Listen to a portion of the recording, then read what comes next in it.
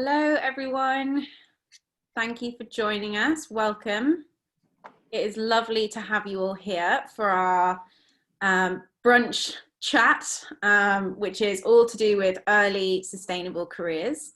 If you'd like to all just give me a little wave with a reaction, or if you've got your video on, a little wave, just so I can make sure you can all hear me. Great. And without further ado, we'll get into a few guidelines. So this is a panel discussion. It's a very relaxed, very chilled out chat between a few fantastic early careers graduates in the sustainability area. At any point, you can ask a question or make a comment. If you could just send them to Nadia, she's going to be collating all of them and then sending them to myself. So if anything comes up as and when, if you just direct it straight to Nadia, you'll be able to see her in the participants list and also in the chat function. If we wanted to just make sure everyone knows where the chat function is, if you click on there and then maybe send where you're tuning in from and what date that you graduated, we can then say hello, maybe give you a little shout out. And also if you work in kind of this field or in sustainability, it'd be great to hear that too. So this panel is all about kind of journeys that differ, that kind of go through different ways we can access sustainability, different ways we can access careers. Like I said, it's going to be a very chilled conversation with some of our fantastic panelists. Now, I would just like to say, before I introduce the panelists that we have here, we did have Louisa from Trendlister who was going to be joining us. Unfortunately, she was invited, well, not unfortunately, very good for her. She was invited to a roadshow in London, which was some of the first work that she's had for her business since COVID hit. So naturally, she has prioritized that, which is really important. But she did send through a video, which is great. And we will be sharing that on the social media and everywhere next week. So sorry, lads, it was supposed to be a more diverse panel, but you do have three wonderful chats with us today. And they are George, Raf, and Masitano.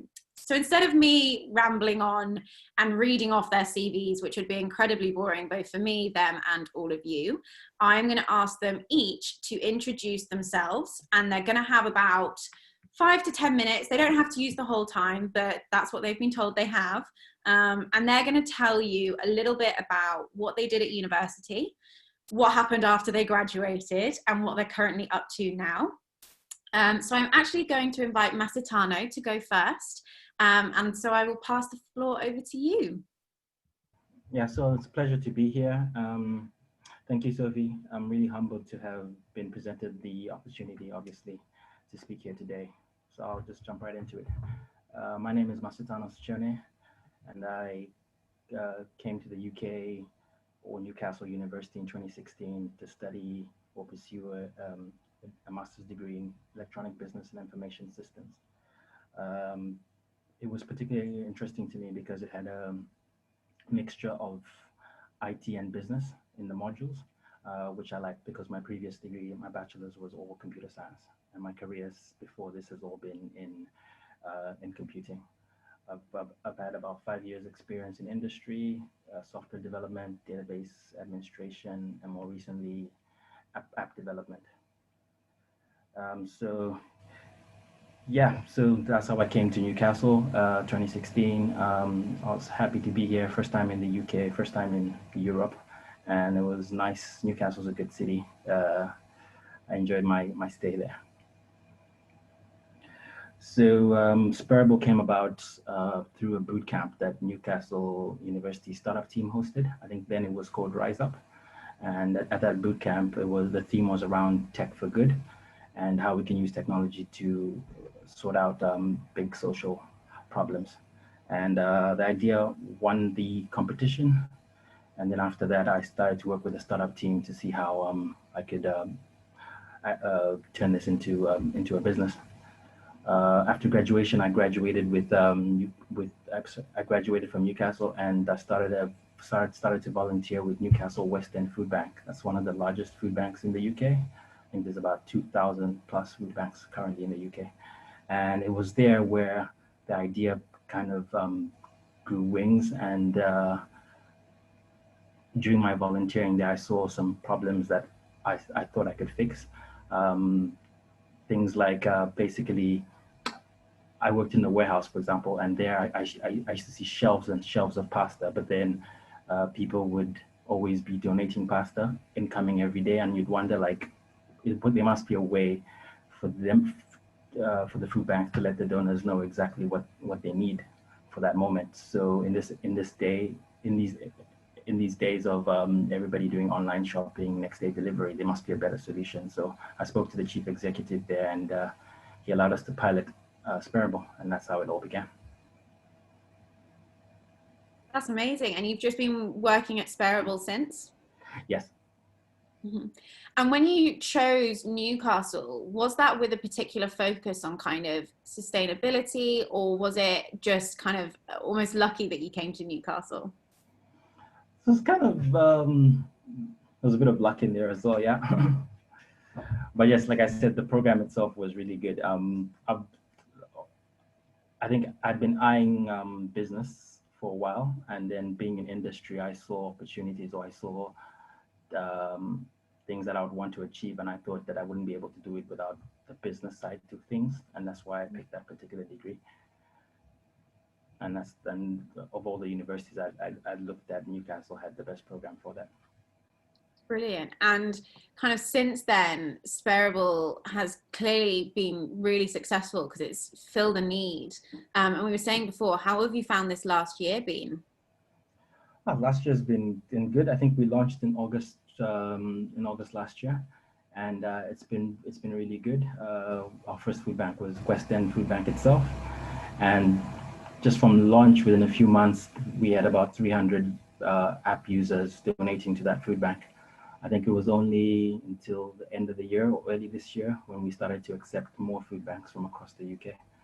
And yeah, it's been really good to date. I think we're looking at 2,500 app users, all helping about 50 plus food banks, and they've raised over £30,000 for food banks. That's incredible. And is that where you kind of see Sparable going across the UK to help more food banks? Yes. Yeah, we're trying to get to as many of the food banks as we can. The key thing here is we're trying to make them more efficient in the way they run their food banks and give their donors an easier and more convenient way to give. So one of the key things that Sparable does is it aggregates all the orders, and because we're taking advantage of larger volumes, we get better prices from the wholesalers. So the food banks get more food. So again, we're saving them money, I'm saving them time. This gets delivered in bulk right to their doorsteps. And about 20 to 35% more food than if the donors had gone to the supermarkets themselves. Amazing. And that's a really kind of key message, I think, about the role that technology can play for good in these kind of areas. I mean, did you ever consider yourself as being quite a tech person, like a really techie kind of app builder? Kind of, yes. I've always been a tech enthusiast, and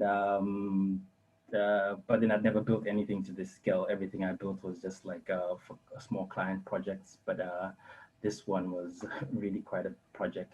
I did get a lot of help though, through Newcastle's student internship schemes. I managed to get a few interns to come and help us build this. Yeah, and then the career service and startup team have been great in the mentoring too.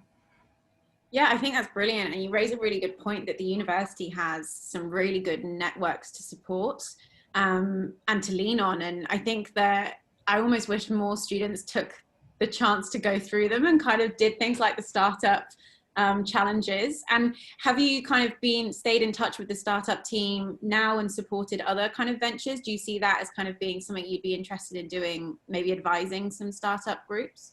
Yes, if given an opportunity, I'd love to do that. Yeah, I'll always look for opportunities to give back. Definitely. Brilliant. Well, thank you for that little introduction. It is lovely to meet you. I'm now going to move on to Raf. Raf, if you'd like to introduce yourself, that'd be great. Of course, thank you, Soph. So hi everyone. Yeah, my name's Raf. And firstly, yeah, thank you so much for having me on this panel. I feel very humbled and fortunate, but very excited also to talk to you guys about careers and sustainability today. And thanks to all who are kind of tuning in, and be sure to tune in the other events that's been organised today for the Alumni Day of Action, because there's a host of other great stuff. So yeah, I am from North London. I grew up in North London, and I went to Newcastle Uni from 2015 to graduating in 2018. I studied history and thoroughly enjoyed it, and kind of completely opened my worldview to so many of the issues of the past, which are relevant today and still exist today. Kind of so many key issues across the globe that I think you don't necessarily get in an education in a state school in North London until you kind of really go to like a top university. But I absolutely loved studying history for 3 years, graduated, and then I was doubly fortunate. My first job, my first kind of proper full-time job beyond doing kind of summer internships and being a builder and a waiter and kind of the odd jobs here and there, I was elected president of the student union from 2018 to 2019, which was an unbelievable experience. Obviously involved in leading the students' union in terms of its strategy for the next few years, but you know, representing students most importantly and the issues that they have to the university. And I guess from that really kickstarted a real interest in particularly sustainability. I think being a history student, I was kind of locked in the past a bit, but I think particularly with the school strikes around climate and kind of trying to reflect that voice to the university, I really got engaged with sustainability and kind of saw potentially a future there. So I did that year as president of the Students' Union, and it was amazing. And then I did a few internships in kind of business ethics charities after moving back down to London, before eventually in November last year, I joined Brunswick Group, who are a strategic advisory firm, kind of a mixture between PR, communications and consulting. They're a global strategic advice firm who work with a lot of FTSE 100, FTSE 250 corporate clients around all sorts of issues. It could be financial deals, but also I'm particularly situated in the team called Business and Society, where we advise corporate clients around social and environmental issues. So these could be more social justice around things like women's entrepreneurship, gender diversity in business, the racial implications of corporates, particularly following Black Lives Matter, but also particularly environmental issues, climate goals, net zero targets, what corporate client, the circular economy, a lot of these big issues around climate change and sustainability that large corporations can play a positive role in. So that's kind of where that's my brief short career story, if you will. And yeah, it's very exciting. It's very enjoyable and it's very interesting. Good. And I guess and I know you've been open about this, where do you think that at what stage, you mentioned kind of coming to university in history and then getting into it, what stage do you think children should be kind of being taught about the environment and climate change? Do you think that's something that schools need to really be kind of focusing on now? You said yourself, coming from North London, it was something that you just never came across. Yeah, I mean, I feel so strongly about, and kids themselves clearly feel strongly about it, because there's 7 million of them striking, every Friday last year. It has to be climate change and sustainability and kind of what needs to be done to preserve the future of this planet has to be taught in primary school. Scrap Oxbow lakes in geography, people actually need to be taught about sustainability, what needs to be done. It has to be started early, because it's going to impact kids, it's going to impact us, of course, as well. But it is their future, they care about it. So I think and Italy are doing it. Italy have introduced sustainability teaching in, I believe, secondary schools. So I think, it's a big issue in my mind. It's certainly something that has to be taught young, and I think we need to equip teachers and wake up the education sector to teach children, equip them with this knowledge early. And it will equip ourselves as well, because there's a lot of stubborn people our age and beyond who don't think this is serious enough. Yeah, and you mentioned there that you kind of got into it when you were looking at the university, and Newcastle does a lot for the environment. Why do you think it's so important that these big kind of companies and corporations are taking on a social responsibility for climate action? And why do you think that they can sometimes be a bit slow on the uptake? It's a brilliant question, and it's the proverbial question of my current job. Is when we work with large kind of global fast food companies or global energy companies. Well, I currently work with a French glass manufacturing company, which is a bizarre one. But these large corporates, and the university is a very large company. It has 4,000 plus employees. Universities in this country are humongous organisations. They not only do they have, of course, a humongous footprint when it comes to climate change, just in terms of carbon or their supply chains. They have a social responsibility, and I think the concept of business leadership is completely changed from 20 years ago. In the 90s, it was about profit. Now it's about purpose, I think. And what, as a university, are you doing to actually benefit the students on your campus? What, as a corporate, are you doing to benefit the people that work for you, the communities you operate in, etc., etc.? It's about having more of a broader view beyond profit, to actually work for the communities you operate in, the kind of stakeholders that you serve.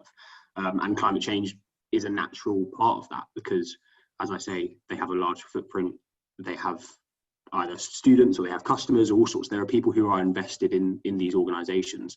And I think moving forward, young people don't want to work for companies who are negatively impacting the environment. Young people won't want to go to universities which are negatively impacting the environment, and they want to work or study at places which are demonstrating good social responsibility and a positive vision for the future. And I think businesses and universities need to step up to that and catch up with that, otherwise they'll be left behind.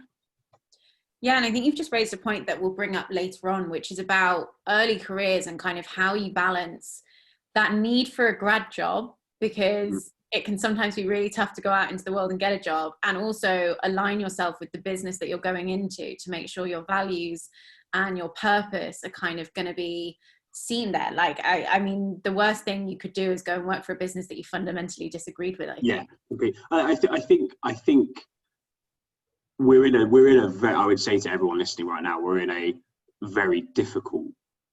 youth unemployment crisis, and it would be foolish to say that you should absolutely only go for a job that your values completely align with, because right now that's a very difficult thing to do, because there are so few jobs out there.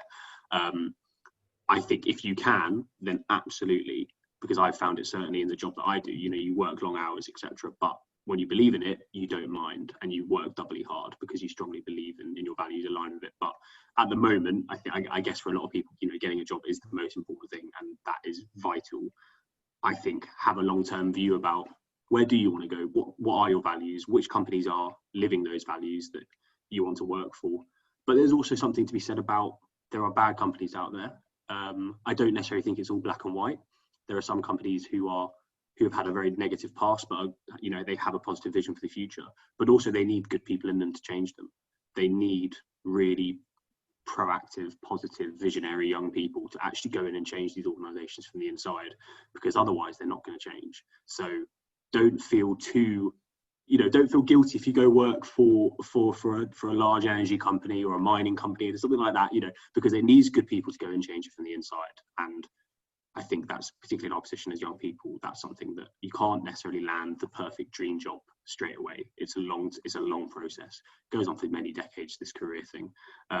So take your time, don't stress too much, but your values will align with your work at some point. Brilliant. Thanks, Raf. And last but certainly not least, George, would you like to introduce yourself to the group? Hi guys, I'm George. I graduated Newcastle Uni last summer, and I studied combined honours. And interestingly enough, my kind of combined honours course of human geography and business meandered me quite well into kind of a early career or an interest professionally in sustainability and especially the environment. And it was quite interesting. A lot of the things that I learned from university, I was able to not only apply to kind of my professional life, but also experience and kind of see firsthand, which is really interesting. So I was lucky enough to travel to Indonesia last summer, literally just after I graduated, which seems quite far-fetched in the time we're in at the moment. But I was lucky enough to travel to Indonesia and work for a company called Trees for Trees, which is a company that my father helped set up about 10 years ago. And it has its roots, if you pardon the pun, in the furniture industry, where trying to source sustainable timber for furniture production, and to ensure that there was a future supply of timber for furniture production. So, but then it's kind of really developed since then to be an all-inclusive kind of tree planting organization, where corporates, organizations, individuals can go and donate to plant a tree, and ensure that that tree isn't just capturing carbon and taking carbon out of the environment, which is obviously incredibly important, but it's doing it in a way that benefits the local community economically. It really benefits local farming families, teaches them best practices in the most high value trees, how to get the best price for them, how to efficiently grow them,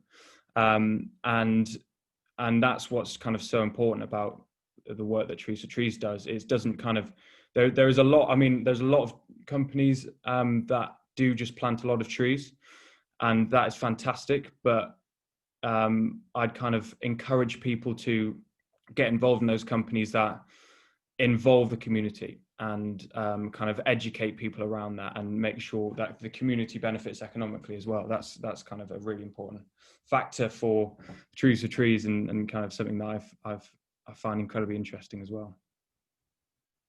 Yeah, that's fascinating. And I think one thing we can often see is that it's economic pressures that prevent a lot of good environmental practice.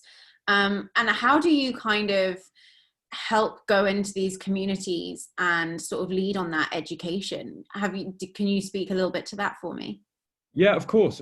I mean, that was kind of quite a big blocker in the start, is gaining the trust of these farming families or communities that have been farming the land for generations, hundreds of years. And it's, gaining their trust and allowing us to kind of do the best work we can with them. And that just takes time. It takes time. And there were occasions where we'd visit a village in central Java, and some farmers would reject it, and some farmers wouldn't want to get involved in the course, but then some farmers would. And then you could literally see a plot of land where Trees Trees were involved.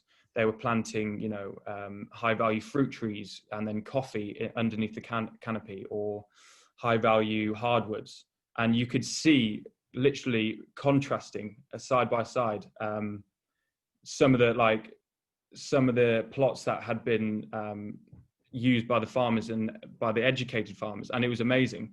And kind of what was one of the really big wins is getting the farmers that didn't initially trust the program to see the results, see how fantastic it is, and then kind of and then get onto the program eventually, which is really cool. Mm. And what have you been doing for the last 6 months? I'm guessing you've not been in Indonesia, unfortunately. Unfortunately not. I did have plans to go out this summer again, but that was scuppered pretty early on.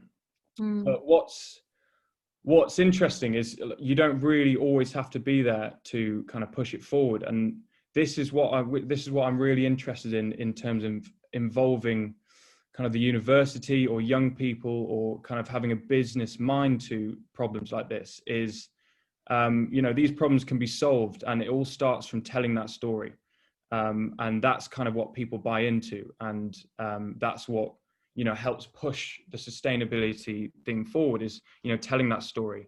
And so you don't necessarily have to be out there in order to do that. Skills like marketing, social media is incredibly prevalent now, and that awareness is so primed now at the moment throughout young people. People are so aware of it and so open to it, which is fantastic. The time is seriously ripe. So, I mean, I'd implore young people to get involved and not just think, oh, I don't know anything about trees, or I don't know anything about tree planting, to think that they can't get involved, because really, really crucial skills like marketing, charities like Trees would be so open to. web development, and all sorts of things. They'd be so open to. And that's a great point, because you yourself did combined honours, Raf, kind of from history, going into these whole different areas. And kind of, did you, when you first started at university, envisage yourself working with trees and in this kind of environmental area?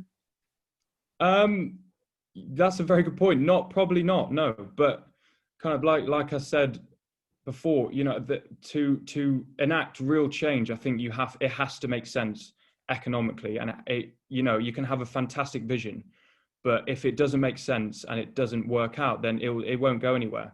So you do have to apply a degree of business knowledge, and it has to kind of work in that sense first. And then if you can apply that to something sustainability, to something like the environment, then, you know, it's that real change can happen, which is awesome. Amazing. Thank you so much. Fab. So now that the introductions are out of the way, we're going to be moving on to some questions. Now I do have a few, but if anyone listening has any, please keep sending them in, either to Nadia directly. You can send a few to myself if you can't figure it out, or put them in the group chat. I'm going to talk to the three panelists now about a subject that I think a lot of maybe early graduates possibly struggle with, which is imposter syndrome. That kind of, oh, I've just graduated, who am I to be kind of telling these businesses how they should or shouldn't be running? And I'm going to go back to Masitano, particularly as you have set up your own business and started something up. How did you navigate kind of going into this industry or the area that you're in as a new business, and kind of make yourself known to these kind of key stakeholders? Yeah, so I went through the same thing. The imposter syndrome is always going to be there. So my background has always been tech, and then I'm entering into an industry or into an area, charitable space, food poverty, I knew nothing about. I think it came as a shock to me even that here in the UK, country as developed as this is, such a problem exists. When I was doing the research in the boot camp to find out that 8.4 million people were struggling to eat.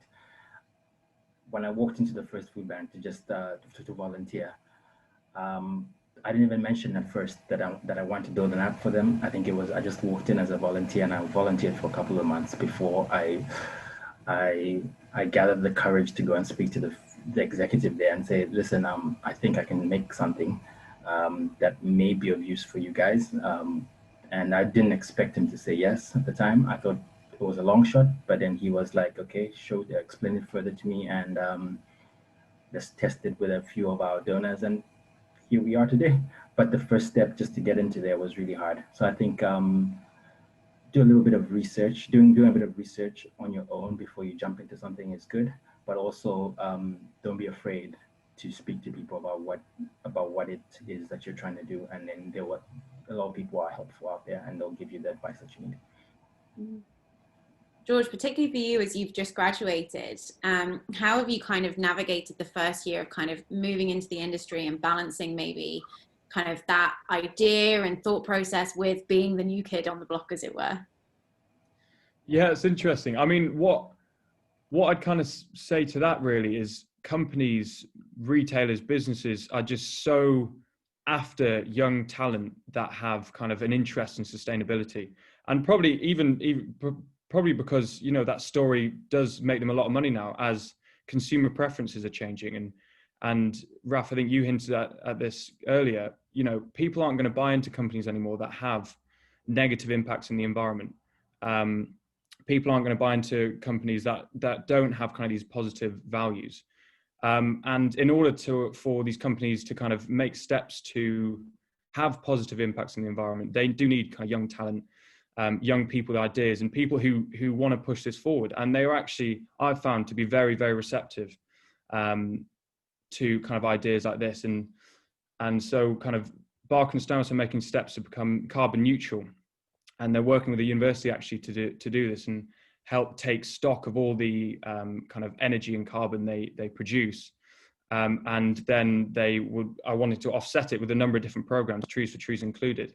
And that's just an example. You know, you see companies like Pangaea or 4Ocean where they're really wanting to drive this change, and they'll be very, very receptive to young people, passionate young people who are wanting to kind of get involved in that.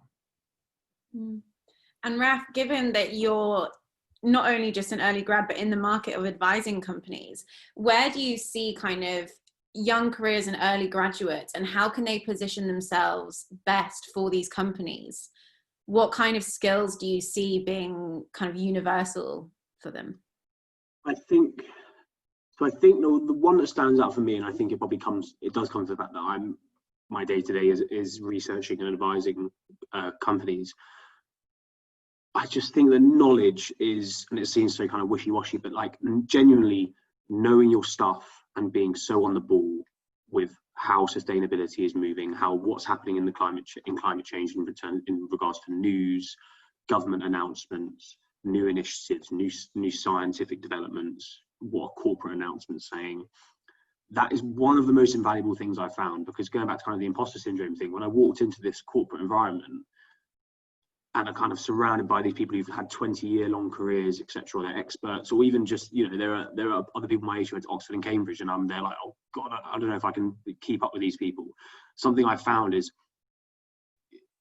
if I just really focus on knowing exactly what's going on in the world, and it sounds bizarre, but like following with regards to sustainability, what's the European Commission and the European Union, what's their outline for their 2050 plan? What's Unilever's recent announcement on climate change and their net zero goals? What's BP's new strategy to be a carbon neutral company by 2050?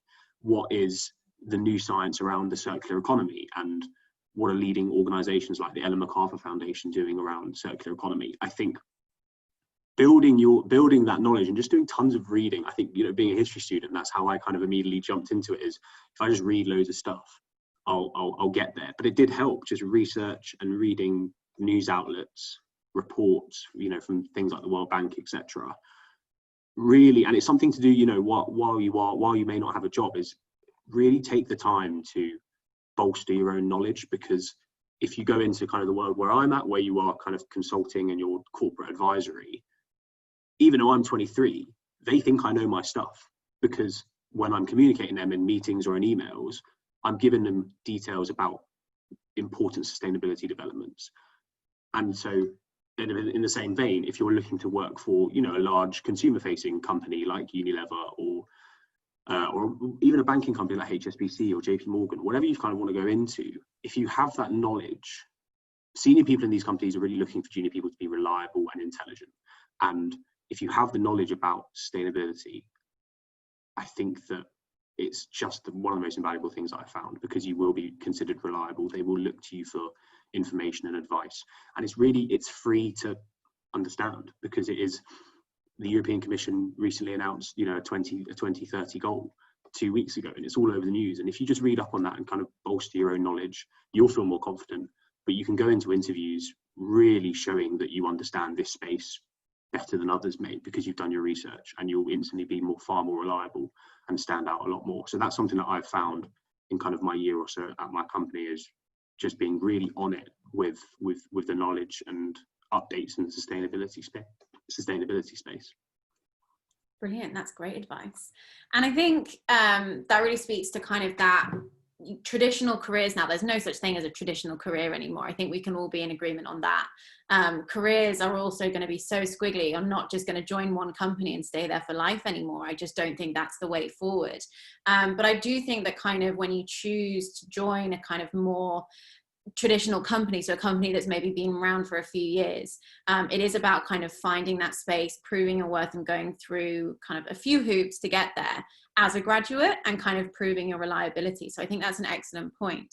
And going on from that to Masitano, to kind of setting up your own business and almost being a disruptor. Can you just talk to kind of your own personal journey of what it's like to kind of set up that space for yourself, be a leader in that industry, and kind of early graduates who might be thinking about doing the same, maybe speak to some of the advice you could give to them? Sure. Yeah. So it's getting into business is hard, let alone a sustainable business. But I think what you need, not to discourage anybody, but I think what you need to be clear on is are you passionate about what it is? Because if you're not, you're going to lose interest or lose focus on what you're trying to achieve. So I think first of all, you need to be very passionate. You need to know exactly what um, you are trying to do or trying to achieve, and also the research into your into customers, into the problem that you've identified and how you're going to try to solve it. I think you need to get that all figured out before you jump right into it. A lot of people think, oh, I'll register my company now and uh, I'll use some SaaS platforms to do some marketing and do what. But really, you need to know what it is, what the problem is, and you need to know who your customers are. So I think there's a lot of you need to get out of the space, get out of the building, and go and speak to your potential customers and find out more about the problem that you're trying to solve. And then I suppose it's about distilling that problem and your solution into a pitch that you're then able to kind of share with people that they can understand very easily. How was your experience? And this is kind of a question coming from Catherine. What was your experience when you spoke to the chief executive to present your idea? I imagine it wasn't a fully formed idea at that point, but kind of how did you convince them to go for it? Yes, it wasn't a fully formed idea, definitely. But I think the approach I took was I saw, having worked there for a while, I'd seen a problem and I'd asked around within the environment, and a lot of people confirmed that was a problem. So I think going to speak to the chief executive, I kind of had that feeling that I've got people that are backing what I'm going to present. So when I spoke with him, he's a very cool he's a very cool guy, John. We sat down in his office and I explained how I thought it would work, and he actually gave me a few points and said, okay, maybe that wouldn't work very well, and we kind of ironed it out with him, and then I went back to start building this thing. Amazing. But yeah, so you just have to be ready with all the facts when you want to go speak to someone, and have that pitch ready, so that and be open for suggestions as well. Don't just think that what you say is final. A lot of people, you'd be surprised how much your idea evolves by just information from other people. So always be open to learn. That's great. And that seems to be a theme across all of this, is that kind of knowing what you want to do, but also having the background research and the knowledge is really beneficial. And George, I'd like to talk to you a little bit about the third sector. So about that kind of charity and volunteering sector. I wonder, in my own experience, and I'm sure in the experience of a few kind of peers, it's very rare that you see graduate jobs and graduate schemes advertised in the third sector. And if you do, they're often one job with thousands of applicants trying to get into them. What would you say is kind of your advice with working with these kind of third sector organizations on how's best to navigate the interview process, getting in there, getting your application in, or even seeing that they've got jobs in the first place?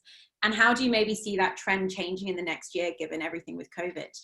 That was a lot. Sorry, we'll break it down. We'll start with the graduation to the application process first. Yeah, well, I've kind of alluded to this earlier, but in my experience, companies are just seriously open to young talent, and it's not just talent that you'd expect. That's what took me by surprise. Like, content creation is so important now, and that's what a lot of my work over in Indonesia was capturing the content to be able to tell that story. And I think businesses will be really open to things like that: content creation, business ideas, marketing ideas, like fresh, crazy things that they haven't thought of before. All these type of things, I think, would really appeal to companies, and I can only see that growing, to be honest.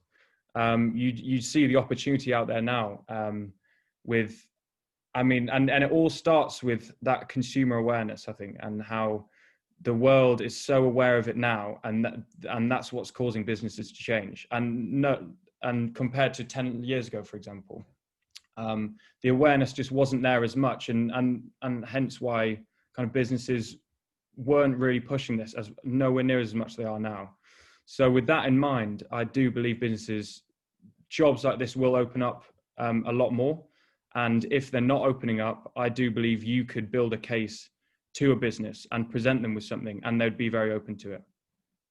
And do you think it's important, particularly at university or whilst you're young, to be doing kind of internships or getting to know people in the industry? And what are kind of your top tips to getting involved in that kind of area? Absolutely.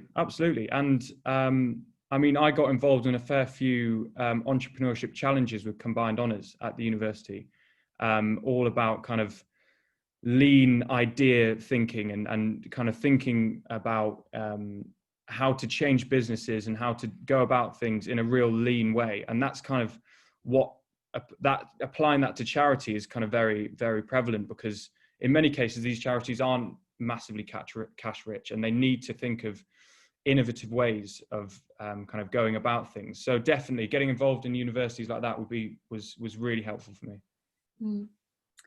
That's great. So Raf, with you, I know that we had many conversations whilst we were working together about specifically application processes and specifically about getting a job. And I just wondered, we had a question kind of come in, and it was just some advice, particularly for people struggling with sustainability related roles, getting their CVs noticed. What kind of things really helped you? So I think it's a very good question, and it is the proverbial question always of how do I keep improving my CV and how do I kind of break down that door initially. I think with it, in terms of right, so in terms of your CV, I think obviously it's difficult now, but if you've got previous experience, even if it's not in sustainability directly, I think George was saying earlier that things are transferable and things are useful in different areas. And so you might have had a marketing internship a couple of years ago in a summer during university, and you may not have done anything about sustainability, but what you did there could still be useful for the sustainable company that you may be applying for.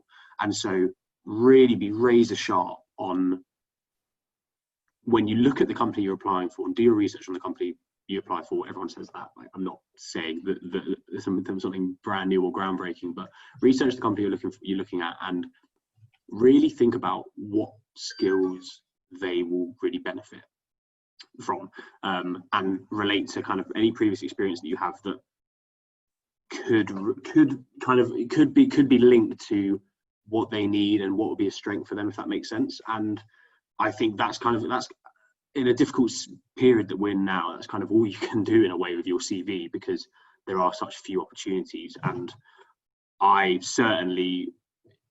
kind of half condone but don't unpaid opportunities. I don't think that young people should be devalued enough to take unpaid opportunities. You are Russell Group University students / graduates, like, don't bring yourself down to unpaid opportunities. Like, demand payment from companies. They should be paying you. I won't go on a rant about that, but that's a whole separate panel. We'll do a whole hour-long panel on that. Yeah.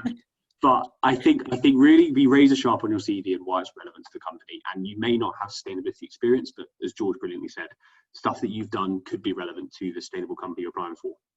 The second thing I would say is, like, everyone is doing webinars and things like this now, and although you may not have a network per se, I was very fortunate. I kind of developed a network, particularly at the SU, with kind of people in business, particularly in London, and that was really beneficial through just contacts through jobs. But first of all, keep in contact with anyone you've ever worked with. Like, you just have to, especially in this kind of this virtual world now, and it's so easy to. It's a LinkedIn message away. One is catch up or just asking how they are, because you don't know where these leads might come from. It could really come from anywhere. But also, as kind of bizarre as it sounds, tune into webinars on sustainability, find out who the key voices are in this space, and get in contact with them directly, and just be really nice and contact them, and just be really interested, because that's what you'll be at the end of the day. Be really interested about their area of expertise or something like that, and just be open and try and see if you can get a conversation, half an hour with them over Zoom. They're not going to be doing anything else. They're at their homes like everyone else. You can maybe try and get half an hour. I went to a webinar a couple of years ago, and this was obviously physically, but it was in responsible and green investment banking. And I just basically stayed really late, pestering one of the panelists with questions, and was like the last person to leave, and just asked loads and loads of questions, and showed that I was really interested in the space and didn't have a clue about it, didn't know my stuff, but was just really keen to learn as a young person. And that's what a lot of these people are really excited to see, young people with a passion and an interest. and I'm still connected to that person on LinkedIn. You know, he tells me if jobs do come up, and I'm very settled at the moment, but like, you don't know where leads can come from. So think a bit out of the box. You've got your CV and you've got your standard applications, but join webinars on sustainability, like get in contact, find names of people on LinkedIn who are involved in the space, and just be nice and kind of be like, look, really interested and really keen to learn about sustainability and maybe eventually start a career there. Would love 20-minute chat on Zoom about this particular topic that you are an expert in or your business is involved in. And that could genuinely, as kind of abstract as it sounds, really in the long run or even the short term, get you places. So that's what I would say. Yeah, and I think that's a really important point, is about your network and how important networks are. And I know particularly these days with social media, it's not just kind of people you meet, it's also people you can engage with online.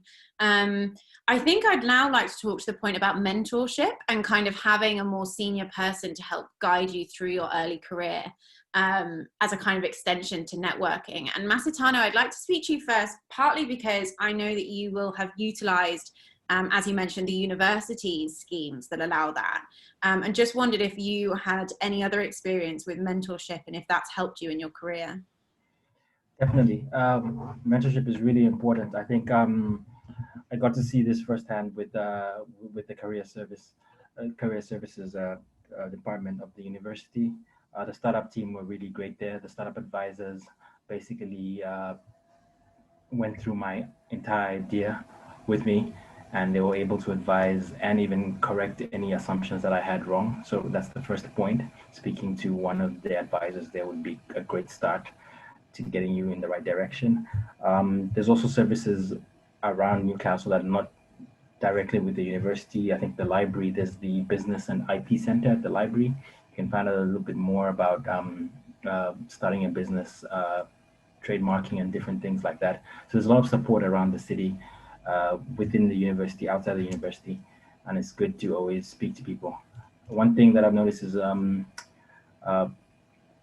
budding entrepreneurs are always worried about sharing the idea, and that maybe somebody's gonna take it over or steal the idea. I don't think that's a real concern. I think they should be able to say enough to get the advice that they need. Brilliant. George, have you ever had experience with mentorship? And do you think young graduates would benefit from maybe more experienced alumni getting more involved?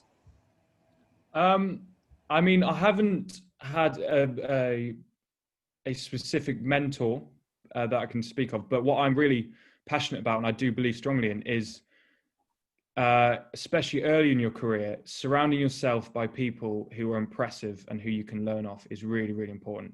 And that's something that I actually chose the company I work for now based on the people who I'd be interacting with daily. And it does kind of just work off osmosis. You do just pick stuff up that is really valuable, and really, and it's just really important. And I think, and to answer your question, 100%, getting alumni more involved with current graduates, or people at the university, I can only see having a really, really great impact. And kind of Raf mentioned this earlier, just leveraging that network is just so important. And now more than ever, it's quite easy to do. And so if you just show that you're engaged, people are very, very open to teach, and kind of get involved in young talent for sure. That's great. Raf, anything to add to that kind of mentorship, mentory? Yeah, just briefly, I mean, I would say firstly, it definitely should be a priority for universities and an alumni community to get senior people to mentor young grads, particularly as we know, like we are in a youth unemployment crisis, and I think there is almost a responsibility, but I think that it's something that definitely should be happening of older alumni reaching out and providing advice and support and opportunities for mentorship. 100%. And I think I've benefited from mentorship, definitely. I don't have kind of direct family or direct friends necessarily who are like high up or successful in the corporate world, but I unfortunately have made a kind of a network now where there are older people who have given me tips and advice, just kind of menial things on how to navigate the kind of the corporate sector. So it's completely beneficial, but George's point is really strong, is your mentors don't have to be older. Your mentors can very easily be the same age as you, and people do very different things. And if I wanted to talk about entrepreneurship or things like that, Sophie is someone I'd, for instance, go to, because you're doing a very different role and you've gone down a very different path to me. But if I wanted to learn from that, it doesn't matter that we're the same age, there's still so much to learn. So surround yourself with people that kind of, you know, they're real relationships. You're not utilizing them for an end point, but surround yourself with really kind of interesting and talented people, and people who are going to offer that support and help. And they don't have to be older. They can be the same age. They can be your peers, and do the same. Pay back your dues if you succeed as well. I strongly believe in. So yeah. Yeah, I agree. I think peer mentorship is really important, and that can even be as small as just your friends and you having a catch up every few weeks over coffee about where you feel you are in your journey, and kind of any tips, anything that you've picked up along the way. I think you're absolutely spot on. You and George and Masatano are all there giving great advice. For the last kind of 10 minutes or 15 minutes or so, I'm going to move to some of the questions that we've been asked from the audience. So one of the questions is to the panel. Where does someone look to start to get involved in sustainability in their local community? So I'm going to go to Masatano first, I think, for this question. Given your role with Sparable, how would you suggest that someone can get started in their local community in a sustainable way? I think they need to look out within the community for something that again, it has to be something that they're passionate about as well. So that kind of fosters them into this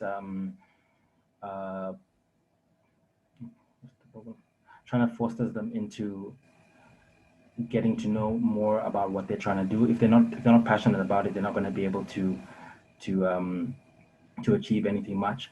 Yeah, so look into the community, find out what they're interested in, do a bit like I think Raf mentioned, it's all about knowing your stuff. So look at the problem that you are passionate about, and then look into search around organizations that are in your community that are addressing that, and then going up to them and speaking to them and seeing how, either going to their website, giving them a call, and seeing how, if they're going to take on people to help, and how you can get involved.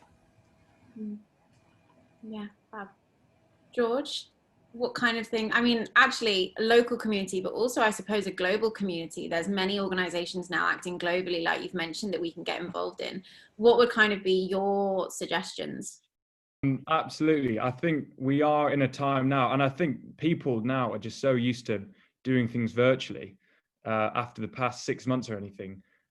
You can quite easily get involved, I think, and get involved in a global community or in communities all over the world, kind of from your laptop, which is really exciting, really cool, and building on what was spoken about earlier, just identifying that problem and showing that you're really passionate and engaged in it.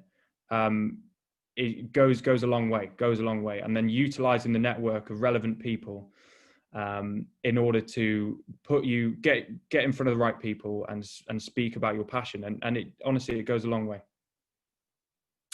Amazing. And Raf, kind of adding a bit of a corporate slant onto it, how can businesses get involved in their local community without it maybe perhaps appearing a little performative, and what role could potentially an individual play in setting that up?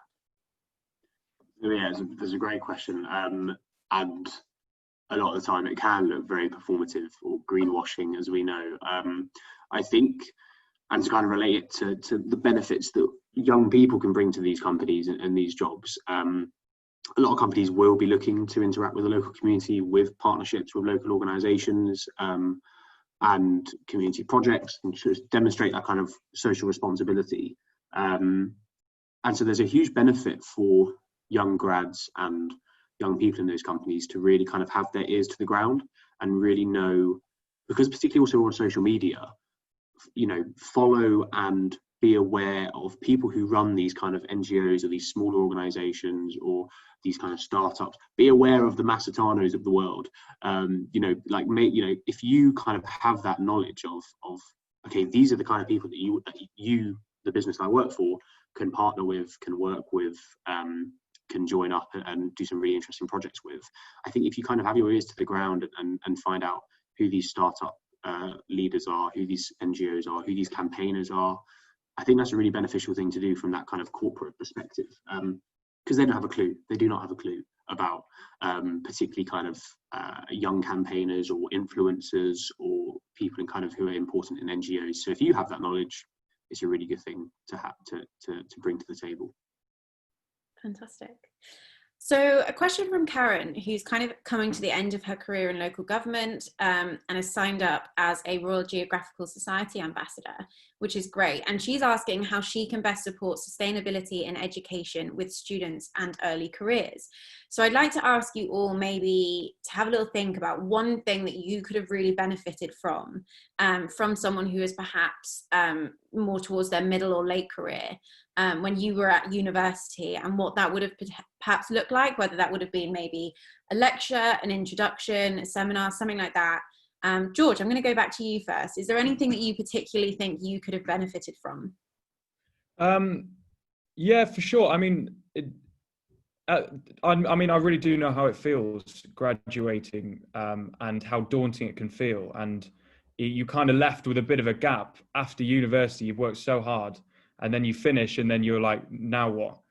And it does feel really daunting trying to reach out to these companies, and having someone who has that experience in a sector that you're passionate about can really help bridge that gap and probably ease a lot of anxiety around getting a job and how to get a job and where to get a job and all sorts. So I think lectures, but I mean, how I would have benefited maybe on a more personal level is just a one-to-one catch up, a coffee or something like that, where you can just really pick apart and kind of scrub a lot of value from someone who's experienced it and been in the industry.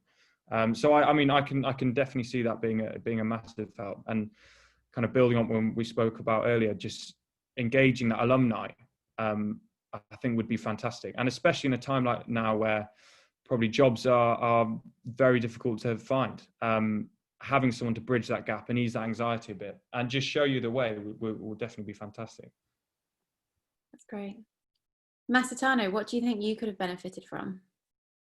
In my case, it was the first-hand experience that I got from the actual volunteering there. I think that's what actually opened up my mind, as in working there at the food bank, seeing over 1,000 people come to get meals was really an eye-opener. And I think if you are able to get in as a volunteer or get in firsthand to see or experience, will kind of open up your mind and then actually show you more about what you're trying to get into. So I think for me, that was the biggest thing, being allowed to volunteer with that food bank and seeing exactly what they do. So providing those opportunities. I think that more people could provide something that I try to do as well with our business. Like last year, and probably we're gonna do it this summer, but we didn't. Creating positions for internships, so people can come and experience what we do. So last year was pretty good. We took on 2 people, and we plan to do that again.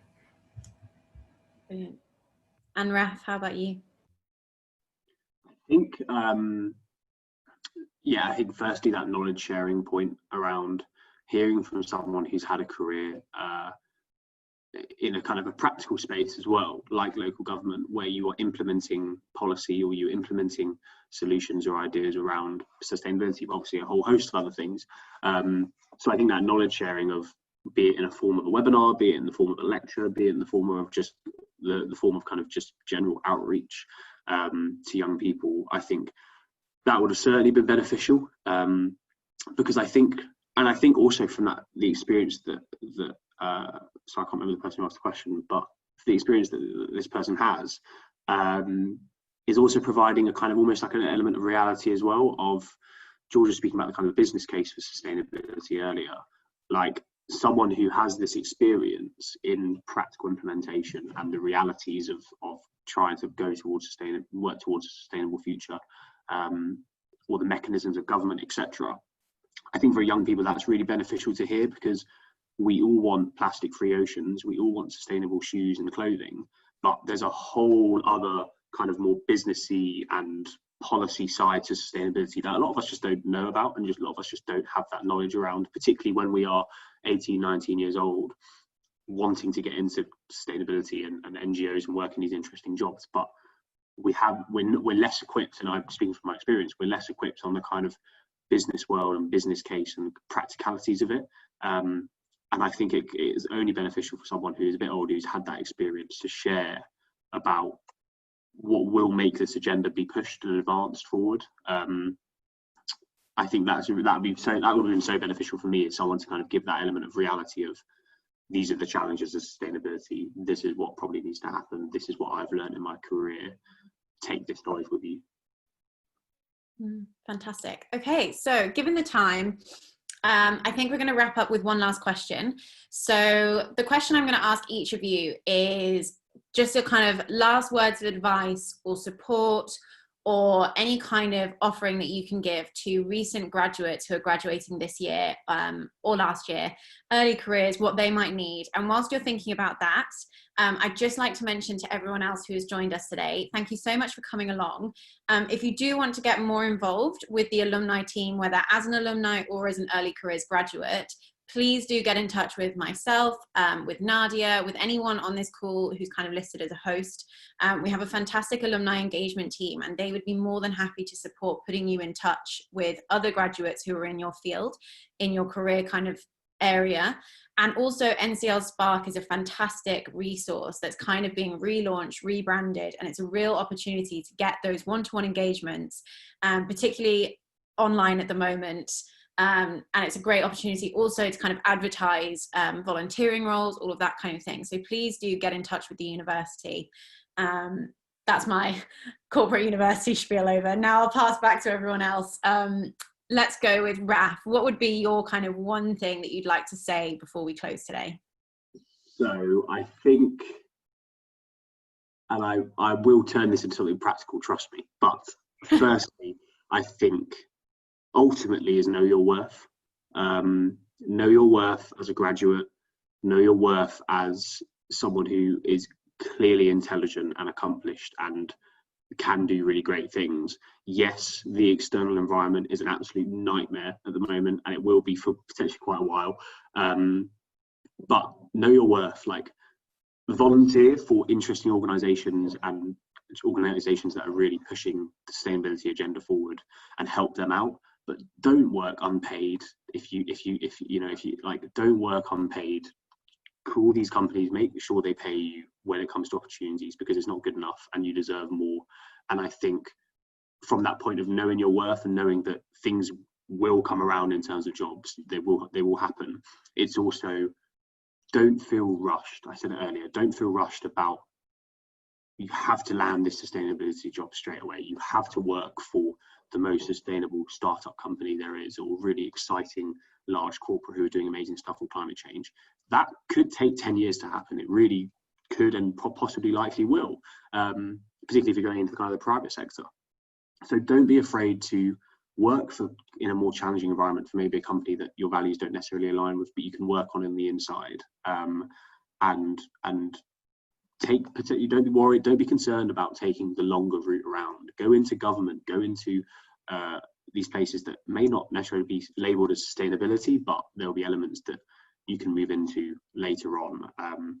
It's really not a sprint. Like, this is you're in for the long haul here. So don't rush, and don't feel guilty that you're not suddenly working for the most perfect company. And I think to that point also, 100% keep a network going. Speak to people. I'm not saying I have the words of wisdom or have a really accomplished career, but honestly, please do reach out. I'm on LinkedIn, Twitter, anything. I'm sure there'll be contact shared. Please do reach out for advice. I have no jobs to offer, but I'm more than happy to give any advice I can. So I think network, expand your network, contact people virtually, use NCL Spark. utilize these opportunities, and in a way the positive opportunities of being virtual, of contacting people on social media and expanding your network, because there are opportunities out there. They are just a lot harder to find, but you are all very intelligent and you all have a clear passion for sustainability, and people will notice that. Just don't feel that you have to get it right straight away.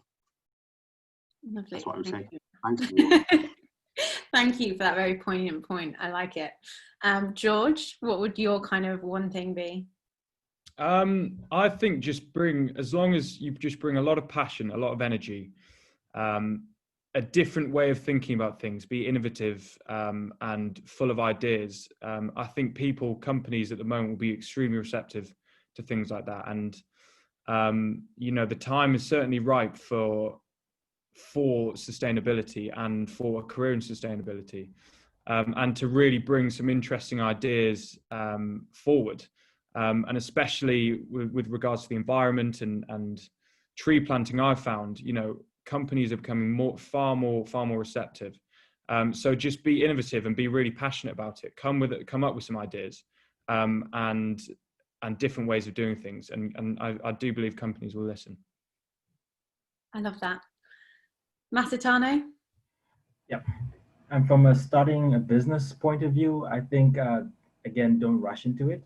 Do your customer research, do your identification of the problem. I think take advantage of all the opportunities around career service, NCL Spark, the startup team. Be free with them, express what it is that you're trying to do, and always listen to people and try and get feedback to help you build a better business or better product. Fantastic. Oh, well, thank you all so much for your time and for speaking with us today. And thank you to everyone who came along on this wonderful Saturday. It was great to see you. I love the fact that we were all able to attend. Hopefully next year we'll be able to meet in person, but also offer that blended online access, because I just think this is fantastic, and the way forward. Hopefully I will see a few of you in an hour at the meeting of convocation, the super duper fun meeting of convocation, which is actually a great opportunity to find out about what the university has been up to the last year, what's currently happening. Obviously there's quite a lot going on, and also just to see more of me on Zoom. I mean, what more could you want on a Saturday? I'll leave you all to it. Have a wonderful rest of your week and weekend, and hopefully catch up with you soon. Thanks everyone. Bye.